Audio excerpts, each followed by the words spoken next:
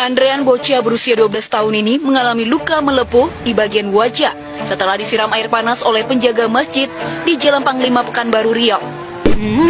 Sungguh miris mendengar berita ini, di mana ada seorang pemuda itu disiram dengan air panas hanya karena tidur di dalam masjid. Ini menunjukkan bahwa masyarakat kita, masyarakat awam itu tidak mengerti fikhul masajid. Bagaimana seakan-akan masjid itu milik dari sebagian takmir, sehingga mereka lah yang berhak untuk melakukan ini dan itu. Padahal kalau kita melihat pada zaman Rasulullah SAW, sahabat yang dikenal dengan ahlus suffah, yaitu orang-orang yang memang keadaannya sangat fakir, mereka kebanyakan tidak mempunyai keluarga, mereka tidur di emperan masjid, bahkan mereka tidur di masjid Rasulullah SAW.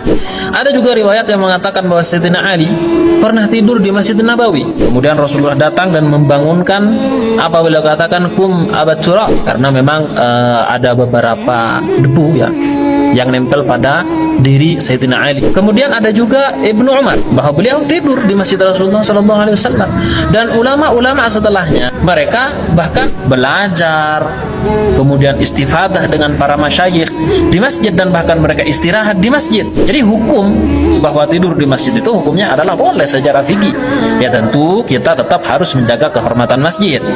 Ya, tidak kemudian tidur di masjid sambil membuka aurat, tidur di masjid sambil ramai, tidak menghormati orang-orang yang melaksanakan ibadah di dalamnya. Tidak seperti ini. Halakul hal bahwa hukum tidur di masjid hukumnya boleh. Nah, itu yang pertama. Kemudian yang kedua, ketika ada seorang anak muda lazim di masjid, maka janganlah kemudian bagian orang atau bahkan takmir atau yang mungkin merasa berjasa dalam pembangunan masjid kemudian berbuat semena-mena seperti ini.